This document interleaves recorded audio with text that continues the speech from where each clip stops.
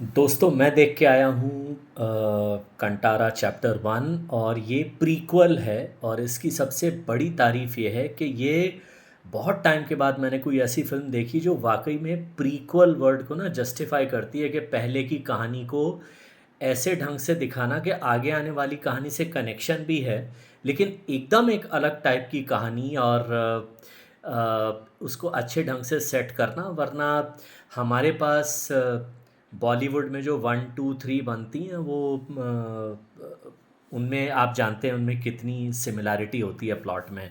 खैर, ऋषभ शेट्टी ने बहुत ही ज़बरदस्त फिल्म माउंट की है उस पुराने कॉन्फ्लिक्ट के ऊपर के एनवायरनमेंट का बैलेंस भी ज़रूरी है, डेवलपमेंट भी ज़रूरी है, लेकिन कहीं ना कहीं इंसान जो आगे एंड में जाके बस एक अंधे डेवलपमेंट की तरफ ही जो झुक जाता है उसके खतरे क्या हैं। पर खैर, कहानी है कि ये वहाँ से शुरू हो रही है जहाँ से पहली कंटारा ख़त्म हुई थी। और वो जो लड़का अपने पिताजी के लिए आके जंगल में पूछ रहा है कि मेरे पिताजी यहीं पे ही क्यों गायब हुए थे। और फिर कहानी जाती है कुछ शायद कम से कम 301 साल पहले, क्योंकि ये दिखाया गया कि पुर्तगाली कोंकण में आना जाना बस उन्होंने शुरू ही किया है, तो ये कम से कम 301 साल पुरानी कहानी तो हुई उस हिसाब से। खैर,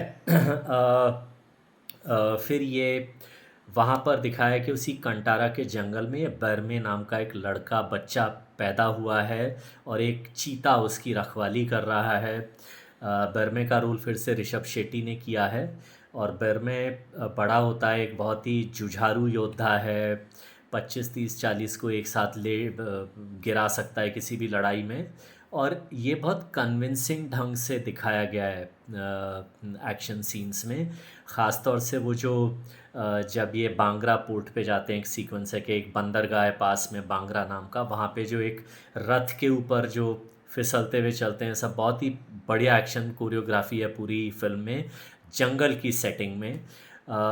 तो कहानी कुछ ऐसे घूमती है कि ये एक राजा है, राजशेखर, जो रोल किया जयराम रवि ने। उनका बेटा है कुलशेखर, जो रोल किया है गुलशन देवैया ने। और जयराम और राजशेखर और कुलशेखर दोनों ही चाहते हैं कंटारा के जंगल को जीतना, क्योंकि उसके अंदर वो जो मसाले और जड़ी बूटियों की जो दौलत है वो उसको लूटना चाहते हैं, क्योंकि उससे वो दुनिया में उसको बेच के अपना व्यापार बढ़ाएंगे।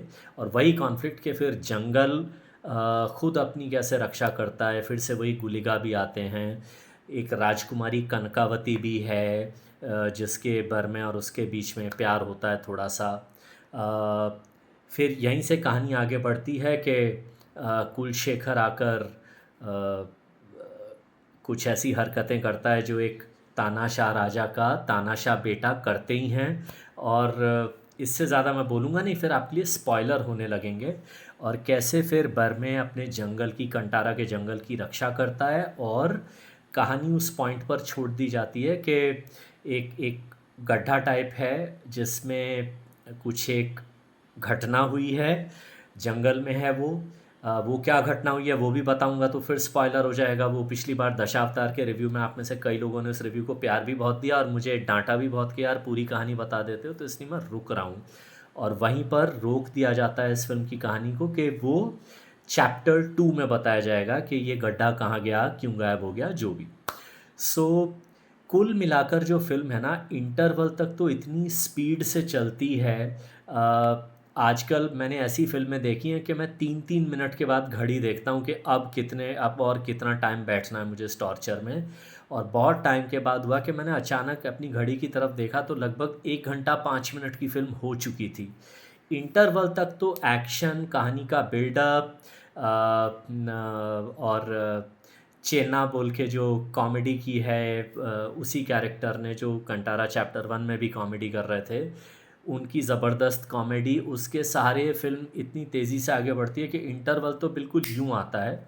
इंटरवल के बाद फ़िल्म थोड़ी सीरियस हो जाती है, कॉमेडी काफ़ी कम हो जाती है क्योंकि वो कॉन्फ्लिक्ट बढ़ता है। और एंड में एक ऐसा ज़बरदस्त ट्विस्ट है कहानी में जो आपको और भी मज़ा आएगा।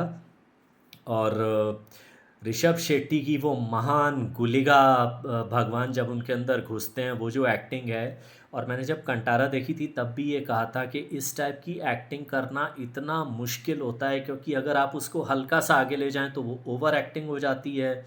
नीचे करें अपनी एक्टिंग की वोल्टेज को तो फिर वो जो कैरेक्टर की इंटेंसिटी है वो आप नहीं पकड़ सकते।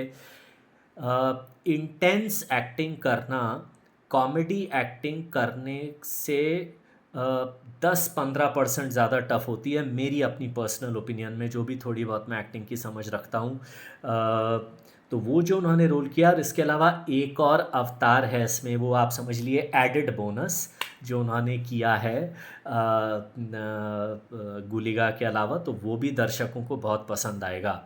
कुल मिलाकर वही बात कि एक अच्छी कहानी, एक डिफरेंट कहानी, एक अलग ढंग से कही गई कहानी जो काफ़ी लोगों को पसंद आएगी। सबसे बड़ी बात कि हमारे कल्चर में जो जंगलों की, जानवरों की, पर्यावरण के लिए एक नेचुरल, एक स्वाभाविक सहज सम्मान की जो हमारे अंदर एक वैल्यू सिस्टम, हमारे अंदर एक जीवन मूल्य हमारे अंदर डाले जाते हैं, उसका उसका एक वैज्ञानिक कारण, साइंटिफिक रीज़न क्या है, वो भी इस फिल्म में, ऐसी फिल्मों से ना कम से कम थोड़ा बहुत सामने आ रहा है। तो ये जंगल सिर्फ पिकनिक स्पॉट नहीं है भाई, ये हमारी ज़िंदगी का बहुत ज़रूरी हिस्सा है। ये ख़त्म हो गए तो फिर सिर्फ इस बात का दुख नहीं होगा कि इंस्टाग्राम का फ़ोटो हम कहाँ लेंगे, शायद हमारी एग्जिस्टेंस ही डेंजर में आएगी। तो ऐसी फिल्में हमें इन इन इन चीज़ों की वैल्यू समझा रही है, ये भी एक अच्छी बात है।